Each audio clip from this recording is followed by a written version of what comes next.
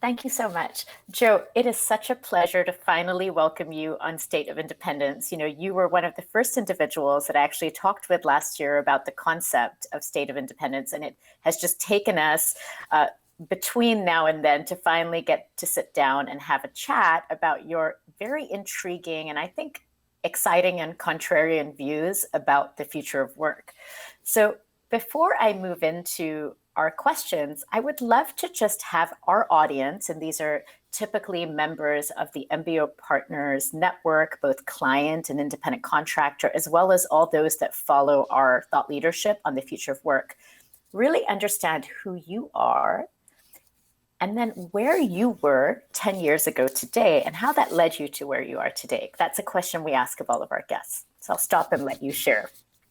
Got it. So Joe Mullings, and I had founded the Mullings Group executive search firm back in January of 1992, got into search in 1989. I've been responsible for more than 7,000 successful searches in the health tech, medtech industry, with everybody from Google, Johnson & Johnson, Siemens, down to early stage emerging tech startups that have just a CEO and are looking to build their organizations into the nearly $600 billion a year health tech, med tech industry.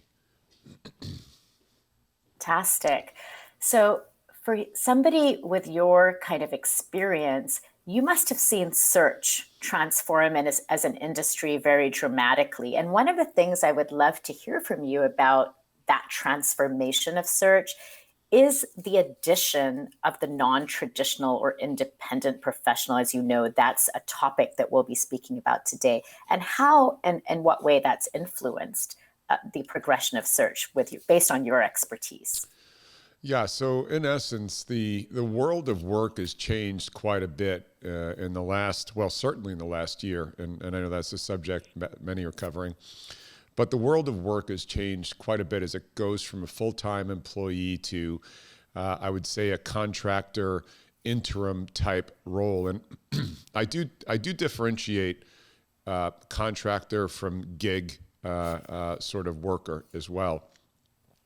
The gig worker is more of trying to get an additional sort of revenue stream coming into their life and doing that through I would say certainly honorable and important jobs in our ecosystem, from an Uber driver to a delivery service, or a side hustle maybe, and as a barrister or something like that. Where the contractor over the last, I would say the last 3 or 4 years especially, has emerged as a force to be reckoned with in the industry. And it used to be that contractors in the search world were a fancy word for unemployed, when in fact now they've become a critical part of the ecosystem. And I would attribute a good part of it due to the acceleration of technology and specialization skills in very specific verticals and industries. We absolutely see that inside MBO.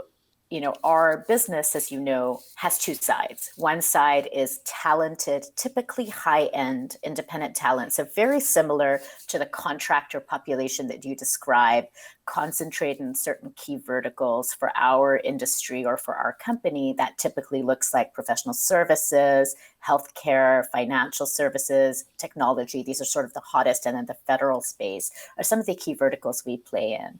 And what we hear from our clients that really are on what we think of as a workforce transformation journey. So they're looking at what is the work, what needs to happen, what's the outcome or output, and then what is the best way for me to get from my work need to an excellent result.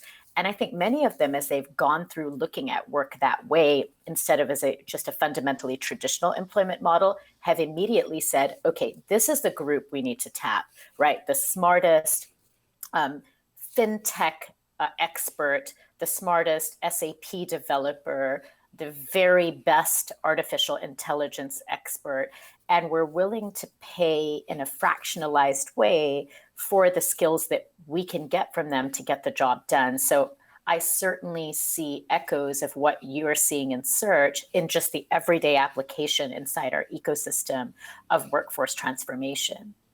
Yeah, and there's a number of reasons for that. One is we've got a convergence of technologies taking place right now. I think out of our economy, almost 80% of the GDP is directed towards service-oriented revenue as you look at GDP. And it doesn't mean we've stopped making things, but we now are making things like refrigerators and automobiles that have a service product platform associated with them, whether it's a subscription radio station, whether it is in fact an ongoing warranty on a digitally sort of empowered product, whether it is a SaaS type product embedded in a product. And again, you can look at an iPhone. So we manufacture an iPhone, but you've got an ongoing battery of services in the form of apps coming on there. And so that's an example of, you could look at Apple makes the phone, but the number of subcategories and services that live and reside within that are being developed by outside partners, contractors that join the Apple workforce, if you will. And certainly that is reflective across the board because of this convergence of technology. There's no way for one organization to possibly, or very few organizations, to possibly have the ability to have all those workers on demand as needed to provide an elite, best-in-class skill set at the exact moment in time that you need to converge on getting that done. And as long as it's not a core competency, it sometimes is best to outsource it or co-source it with contractors or a consulting firm. So what you speak about, and by the way, an extremely compelling and I think very accurate picture that you paint for our audience that is trying to understand, what is it that we produce as a nation, and what are we going to produce in the future? Because by the way, transformation is still happening in real time. And so the numbers that we see today, sort of the 80-20 rule that you described, it may continue to transform. Just using the Apple example, what came to my mind is that it is essentially non-core to manufacture that device onshore. They may, but they actually may not, right? That device could be manufactured, the physical device or the manufacturing 20% becomes very, very much less relevant. And what becomes more relevant is how do you deploy the US or the global high talent workforce to work on that other 80% and in fact grow the pie, right? Because it's not just the 80-20, it's what's the total pie. Is it 80 and 20 of 100 million, or is it 80-20 of 100 billion? Because you've created a massive market that in fact lifts everybody, including the manufacturer, wherever they might be, because now they're manufacturing something for a much bigger population, but also the number of people and entities, traditional and non-traditional, that are part of the ecosystem. And to me, that's an exciting and actually a very optimistic way to look at the future of work. And I think in our population today, and with the disruption of COVID, there's a lot of people that are very afraid, right? So they're not seeing that opportunity, let's call that shareholder capitalism, the ability to participate. They're seeing what is going to happen to how I conduct work and then how I participate. What are your thoughts on that? Or as a search expert, what do you say to talent that you speak with? Yeah, so I want to tag on to the back end there. When you make something, and if we look at the fabrication of a product, that is less easier to scale than a service or a software. And oftentimes, software is a product of service. And so while you have tangible products that you can manufacture, you can turn out a much greater scale, therefore profitability, therefore free markets and investment indexed towards those types of service-oriented, SaaS-oriented products that may reside on the delivery system. So if we go back to Apple, the delivery system is the phone, which is critical to that ecosystem. However, the profits and the scalability and ongoing subscription model takes place in the software and the service end of things. And that's why you're seeing that explosion. Is you just need to look at free markets. And if I can invest $1 in a product that requires physical 1 to 2 to 4 to 16 to 164, if I want to start to compound that growth, it's a lot easier for me to do on software. So that's one. Going back to your question about the workforce. So it's a very tenuous time in the workforce. COVID certainly has been an accelerator of where we are today. I think we're a decade ahead of where we would have been if not but for. And the concern on the table today revolves around the sobering reality of irrelevance of a certain percentage of the workforce. So let me unpack that for you. The rate of acceleration of technology right now is a hockey stick. And we're living in a time where, as I mentioned earlier, and that's why I mentioned it, is we're not just manufacturing things, we're providing service on a subscription model that revolves around software, hardware, firmware. A relatively new concept when you index it against the time spent over the last 500 years, 700 years manufacturing something. So really, that acceleration has taken place over the last 15 to 20 years max. So it's a very brief moment in time. With that is the workforce training. The workforce training has remained relatively flat. Even though very few are digital natives, very few have been educated for the way the economy is moving right now in regards to hardware, software, firmware. The upskilling of the workforce is non-existent for the most part. There are some organizations that are doing a reasonable job at it, but we're moving into a technology-first software, hardware, firmware, services world. We've got a workforce that has primarily been trained to make stuff or serve stuff. And now we've got this divergence taking place. And I'm very concerned that we don't have a solution in place for the people that are either going to be working in jobs that are not going to be, so let's call it underemployed, for lack of a better term. And then there's not a reskilling mindset in the United States where we have, for the most part, decided after the age of 22 or 18, you no longer need to learn. Absolutely. And so what is going to happen is there's going to be a rapid rate of irrelevance in the workforce, which is going to open up the opportunity for those that have specialty skill sets that are appropriate and highly valued in the emerging markets. Yeah, I couldn't agree more, and I've lived and worked in different parts of the world. And so I've seen firsthand the reality that talent, brilliant talent, is everywhere, and especially, by the way, younger populations. So, age plays, or demography plays a role. We're in a certain demographic stage in the West, and certainly in the US. It looks very different if you go to the emerging markets in Asia. I grew up in Hong Kong. I've spent time in South Asia in my high school years. And so I've seen it, right? That they'll use the power of the internet to acquire information, to self-educate. I mean, look at Khan Academy as a simple example of how you can democratize education around complex concepts. And they'll invest in education to achieve certifications and skills. I always point to the idea that Google, for the first time, has said that they won't recruit based on college degrees anymore, but they'll recruit based on technical certifications, as evidence that the technology sector in the US has sort of recognized this and has understood that you can have people learn and become skilled at something and demonstrate their skill using technology and then become valuable contributors. I echo everything that you say. And in fact, it's been discussed on the State of Independence podcast by more than one guest, this concept of us needing to have education for the mid-career worker that enables them to move into new fields at a much more rapid rate. Arun of NYU talked about this. He's very passionate about dealing with that portion of the population that is becoming displaced, what you call the underemployed. Many of them, in fact, are experimenting with platforms like gig-based work in order to find new avenues to work. So they're out there hustling, trying to figure this out. But we do need society and private organizations alike to step in and help to create part of the solution.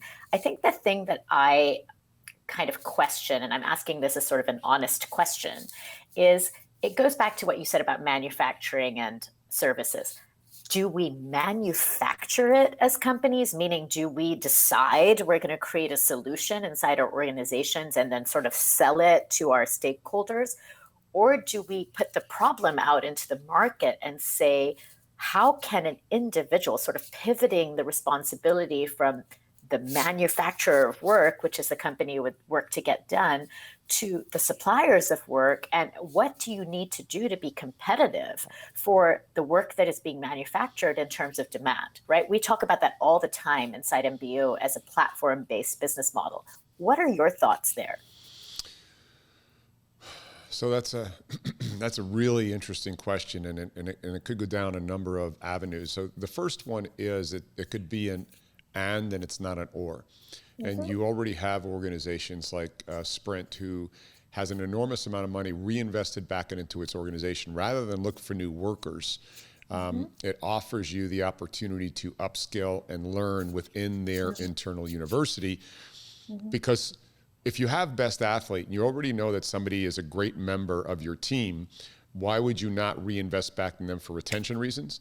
You already know the person and how they're going to work and how they're going to put the initiative forward. You've got organizations like Google now.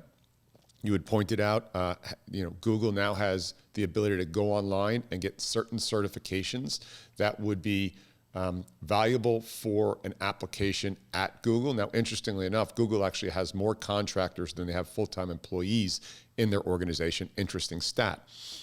And then I do believe that the current state of the four-year degree in the United States, at least in the United States, other than the top-tier universities, the brand names, if you will, are incredibly at risk.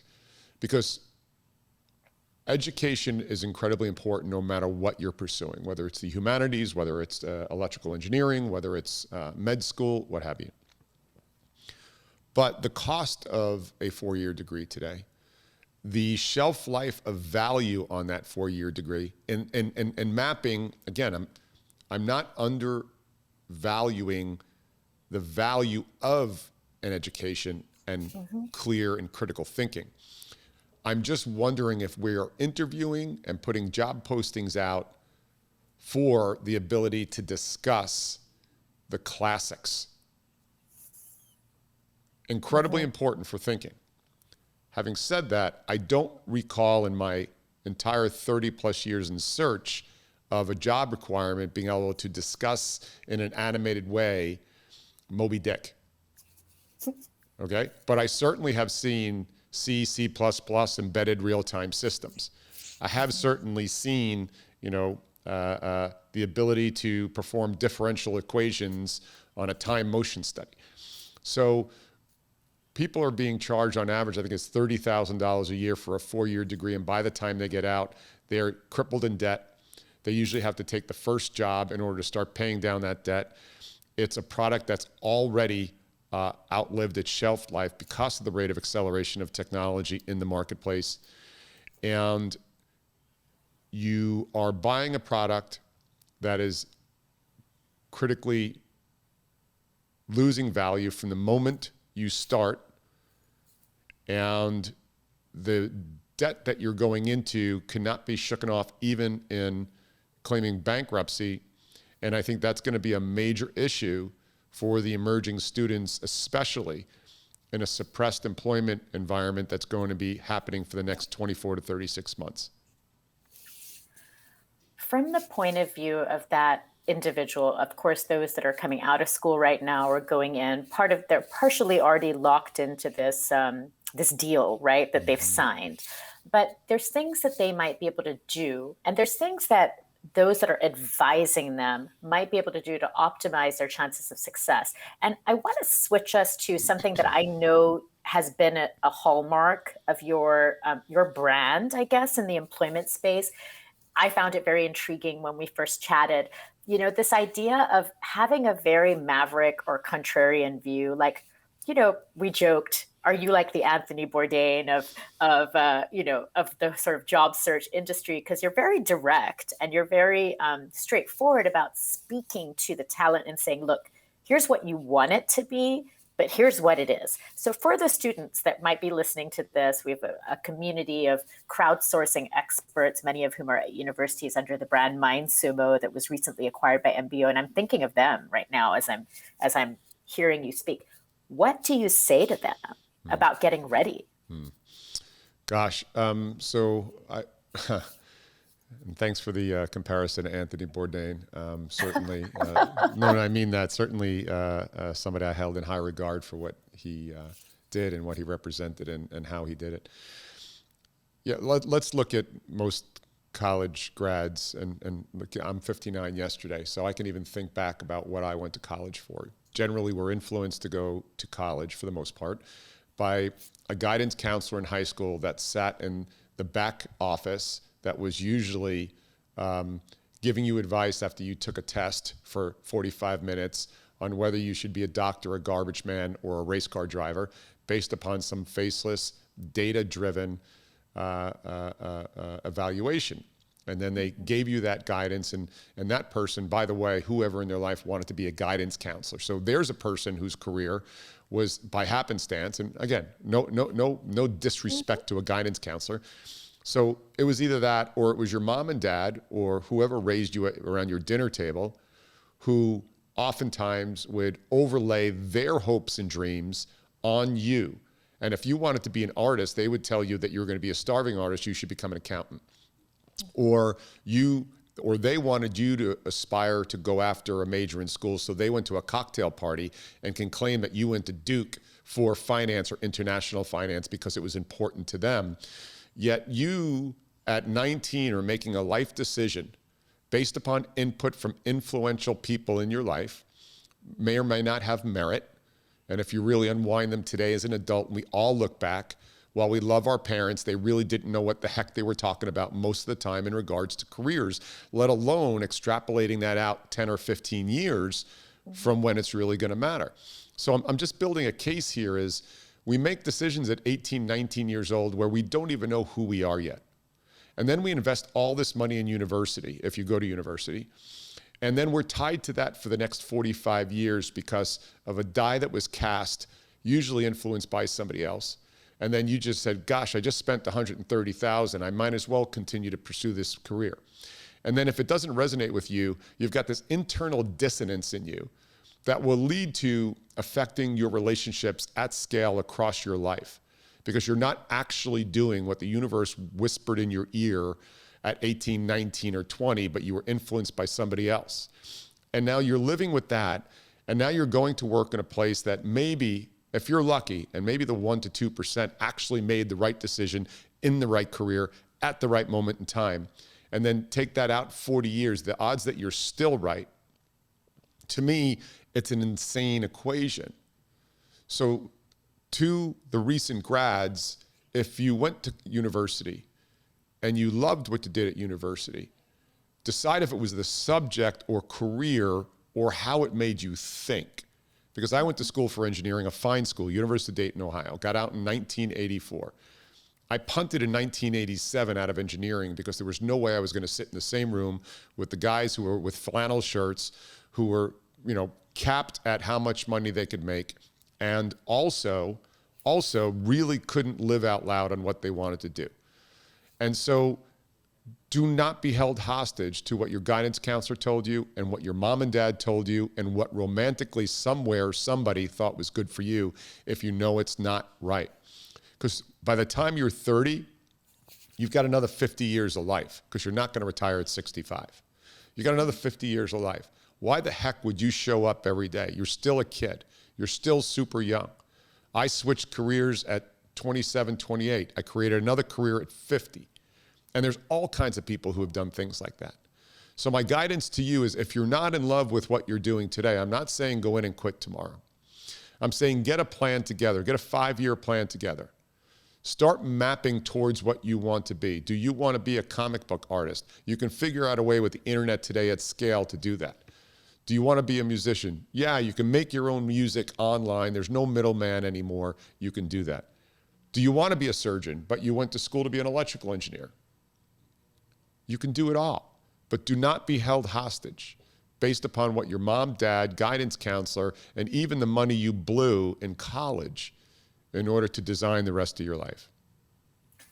What you say is something that we hear at a different stage within our community. So the average sort of tenure age of a successful independent professional, sort of that 100K plus population, sort of living the dream of a successful independent life. About 7.7 million individuals fall into that category, according to the 2020 State of Independence report.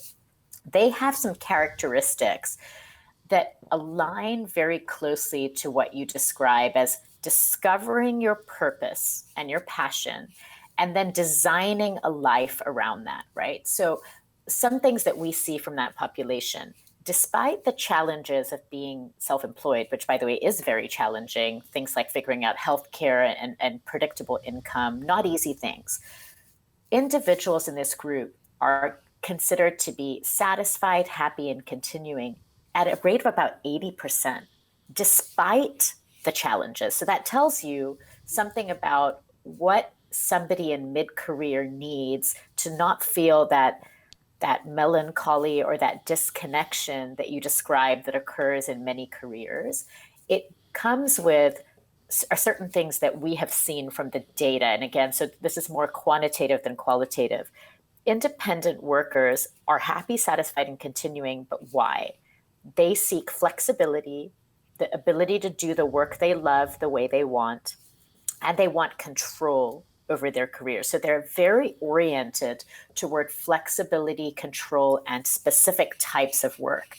So as somebody who isn't even just starting out, but who's somebody who's, let's say, in their, as you said, their 30s or their 40s even, and they're seeing that next 30-year tranche start, what is your advice to them as a search consultant to how to, now this is very artful, right? You're mid-career, you've got some logos under your belt, you've got some traditional skills. How do you navigate that? And what role could a recruiter or a professional search expert play in your journey at that point?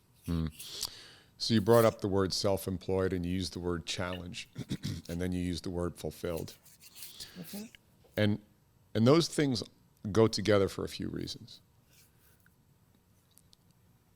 We are the happiest people and the most fulfilled people when we have a challenge in front of us, when we choose to take on the heaviest burden we can take on, and we load that burden on our shoulders, and it drives us forward more than the paycheck. And you know, when people say, find something you love and pursue that, there's a little truth to that, but not a lot. Because I'm not sure a lot of people would want to do their hobbies for the rest of their life. Right. But I think you have to unwind the word what you love, because if you find something that you love to do, you'll be able to persevere through the challenges because you'll love it so much the 1,000 times you want to quit, you'll never, ever quit. So I think being able to shoulder a burden is something incredibly critical that we underplay. You know, when you don't have any worries in the world and you don't have any direction, or you don't have any, and I don't want to use the word mission, but you don't have something that you have chose to carry the burden for to get over the line, I think you end up without direction. Mm-hmm. And so when you take the words flex, work, and control, I think the flexibility is the ability for you to solve the problems in the way that you see the world. Oftentimes when you're employed by somebody, they tell you to solve the problems the way that they want them to be solved. And that does not allow one to express themselves in their problem-solving skills. As a species, we love to solve problems, and we get rewarded handsomely if we solve problems. Whether it's LeBron figuring out how to put the ball in the rim, he's solving a problem better than anybody and maybe more efficiently than anybody in the NBA today. And the same with creating products. So when we're put into an environment and it's a closed, fenced-in environment, and somebody's buying your life from you, because that's really what work is. When you get a salary, somebody's determined how much your hour is worth, and then you've decided to sacrifice that hour to solve the problem that they want it solved. And now you compound that downrange over days, weeks, months, and years. It's a very rare animal that comes out on the other end of that fulfilled. You're right. You're absolutely right. And when I think back to your earlier analogy of, the Apple phone versus the Apple ecosystem, why what you're saying is very important to enterprises and not just to individuals is that if you get people working and getting really engaged with the right big problems, meaning you trust them, you throw problems out into the world to solve. I see this as very aligned also to the concept of open innovation or crowdsourcing, which is actually very top of mind since it was discussed on the podcast just last week with a leader over at Deloitte Pixel. What you gain from that is by relinquishing some control over the employee and the how they go get things done, you actually unlock much greater shareholder value, right? Like the App Store unlocks more value than the product, which is the thesis you had at the start of this conversation. I think that's a thesis organizations should be really thinking about, given neither they nor their talent really has any idea what next year holds, let alone that's what COVID has shown us, right? Mm-hmm. Let alone what the next 20 years hold in terms of pivot, change, disruption, et cetera. When you throw an idea out into the ecosystem, so let's assume it's a free market, right? So this holds true in free markets especially. In closed markets and communist and Marxist states, it doesn't hold true. When you have a free market, you've got a hierarchy of competency. And that's what free markets really thrive on, is the best solution will make it to the top. And so, this also plays into the conversation around the contract world and the interim world versus the full-time employee world. For the most part, organizations become ecosystems over time, but by design they have to be. You have SOPs, you're taught how to think, you're taught how to fit into our culture, and at the same time, you're also compromising free thought. You're also compromising the hierarchy of competency, because now your level of competency can only rise to the top within that organization. Mm-hmm. So when you bring in outsiders who are not constrained by that freedom of thought because they have been suffocated by the culture and the echo chamber, you get alternative solutions to challenges and problems that then you can toss back in, and now that culture and that organization gets a sudden new perspective that they weren't able to declare previous to that outlier. Again, it's a hierarchy of competency brought in, and now you can start to put that. Look, this is why Apple acquires organizations. Everybody romantically thinks Apple develops everything in-house. They don't. All of that independent free thinking happens outside the organization, and they acquire that technology a majority of the time. I mean, it's a series of brilliant acquisitions, and then the Apple culture is overlaid on that. But the seed, the genesis of all these innovations, the Gorilla Glass, all this Sapphire Glass, all of these things were born for the most part outside the organization and then polished and honed for an Apple type product inside. So I know and I would love for our audience to know the very unique sort of different experiences that have enabled you to build what I kind of think of as your portfolio career, the career that has enabled you to have these different perspectives on a topic, right? And a big meaty topic like the future of work. So we touched on your role in the search industry, but you actually hold a couple of other really interesting roles that I think might inform our audience as to why you have the perspective that you do. I'd love for you to share a little bit about them. Sure. So as I mentioned earlier, 4-year degree from the University of Dayton in Ohio, engineering. Spent a few years in an engineering company doing target acquisition systems, electro-optics. Then quickly became an entrepreneur for a number of years. Let's call it in the health club business. And then became a headhunter in December of 1989. Now that journey as a headhunter, I've been super fortunate. Started my own firm in January 92, but I've been super fortunate to work in one of the most amazing industries, I believe, in the world, and it's the health tech, medtech industry. So they're the most brilliant thinkers, but they're the most passionate because nearly every single one of them, especially the engineers, could have gone to another industry and probably made 20% more money. But they chose to create a product or a platform that would probably save their grandmother one day rather than trying to keep somebody in a browser for another 43 seconds. And so this passion of solving some amazing problems that are healing the human race. And through that time, we've developed such a level of competency in our firm that I got to sit in boardrooms, that I got to sit with some of the greatest thinkers. I think the biggest explosive part of my career was the 4 years I spent at Google working closely with them and J&J on developing a robot and seeing the lateral thinking that went on there and understood how they viewed product development, project management, and building an organization. And then since then, it's become a flywheel. And I've been fortunate enough to coach, been fortunate enough to sit and listen to some of the greatest inventors. And again, I'm always an engineer. So I never take the answer for the data point. I look for the reason for the answer. And I love to explore those things. And all of that overlaid with, trying to do as much self-learning as possible has allowed me to, grow into where our firm is today. And the docuseries you had mentioned, Bourdain, interestingly enough, I started a media company, and we are a full production company, media company, the largest in the medtech industry. We've got our own docuseries, True Future. So I've traveled around the world, a la Bourdain. Instead of talking about food, we visited people, places, cultures around the world and told their stories, the entrepreneur stories.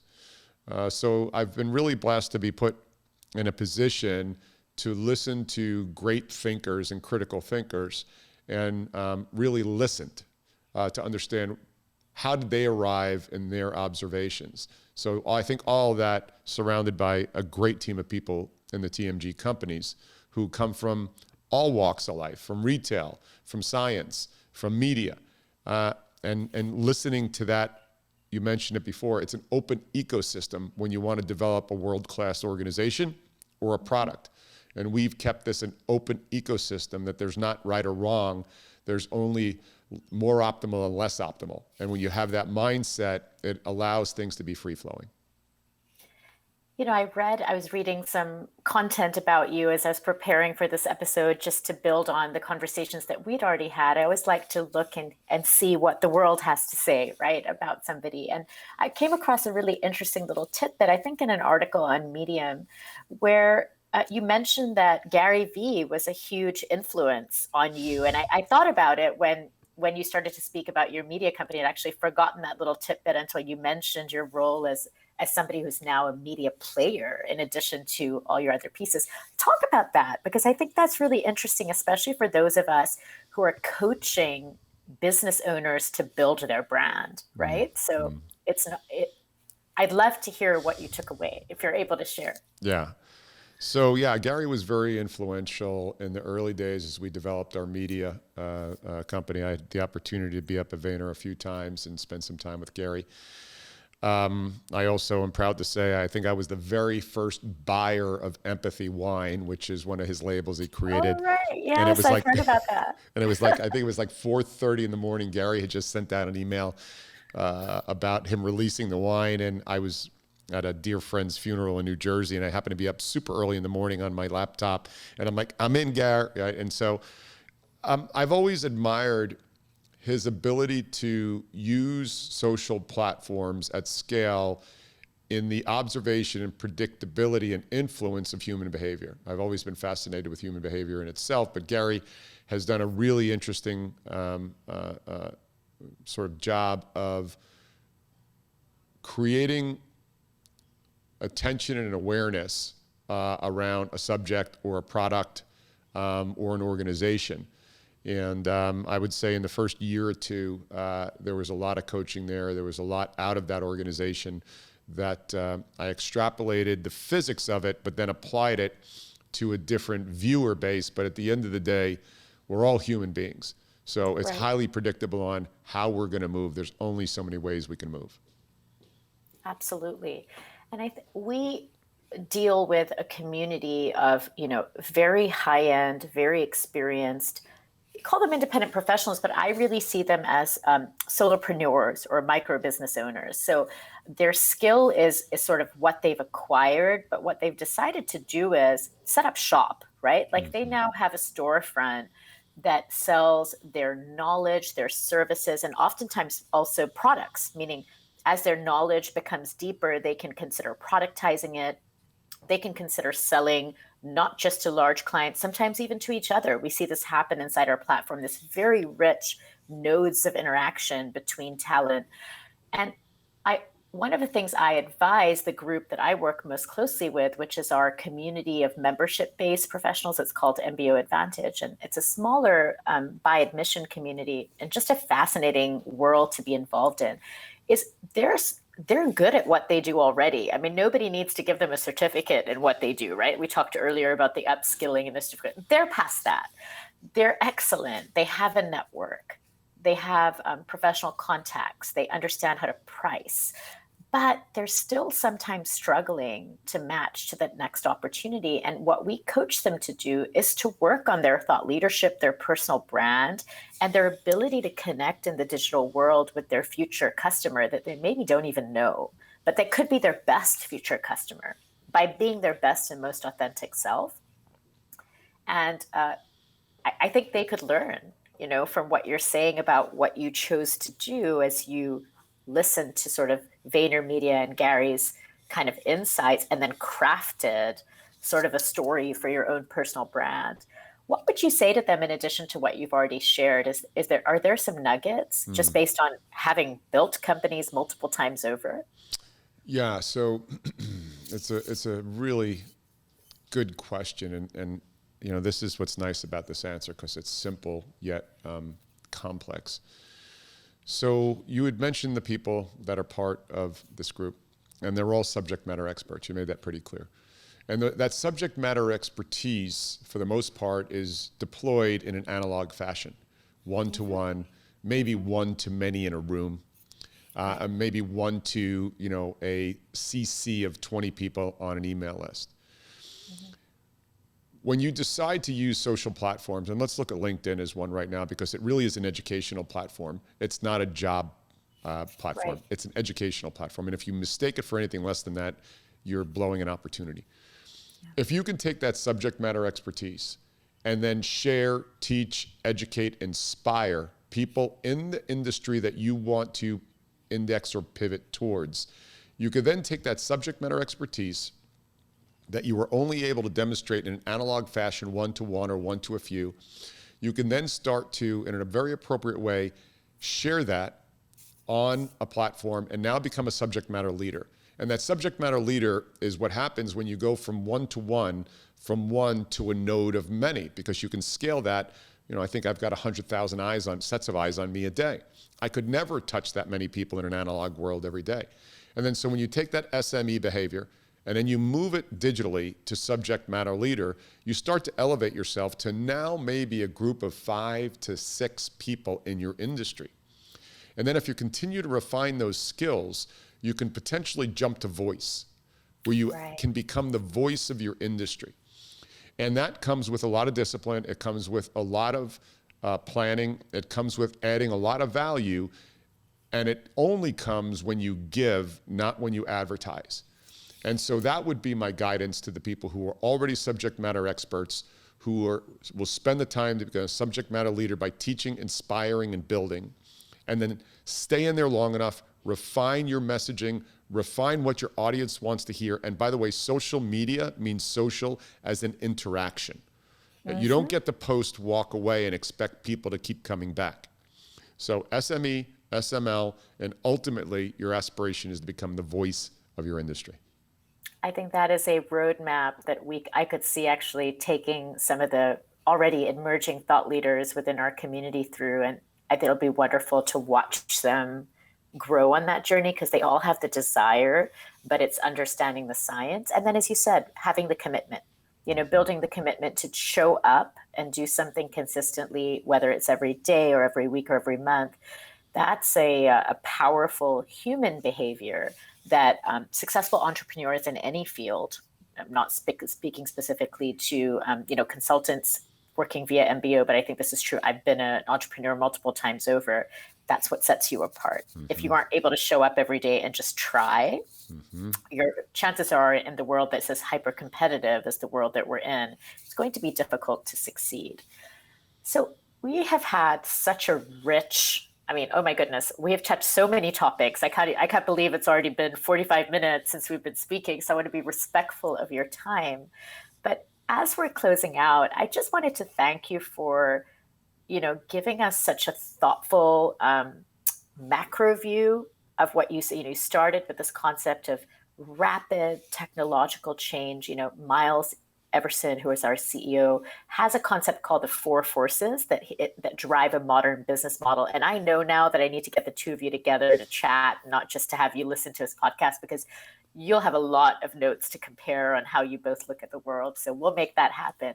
But he talks about the fractionalization of everything, the so many concepts around change that I think ring true in how you've looked at and designed your career and the companies you've built. But then equally important and certainly so for our community, I think you've been very candid as somebody who's been inside the business of matching talent to work for some of the world's top companies. And you mentioned them, companies like Google and J&J, for what's needed to make yourself competitive for that opportunity, that becoming the voice, being the SME, getting yourself out there with the right content. I mean, these are great, great pieces of advice for someone who could be transformational for an organization, but simply doesn't know how to walk in that door. And what we love about our work at MBO is we make it easier for a talent to be relevant to an organization and for an organization to be relevant to talent by taking away a lot of the friction and the barriers that exist. Even little things like how to be compliant, how to have the right insurance, how to get paid, the things that just get in the way of work getting done, we remove those. And then we seek to elevate the talent and make them the best business owners that they can be so that they can make that connection better. Because we agree with you that just like the Googles of the world that are more extended than they are fixed in their workforce, we know and we see on the ground with the many Fortune 1000 organizations that we work with that trend is not going to reverse. It's only going to accelerate, right? So what we speak of as the extended or non-traditional workforce is going to be the workforce, right? Or the ecosystem or the platform that drives how things get done. So I know this won't be the last time that we speak on the podcast and otherwise. Thank you again. It's such a pleasure to have chatted with you. Appreciate you having me on, and I really, really enjoy your show. Thank you so much.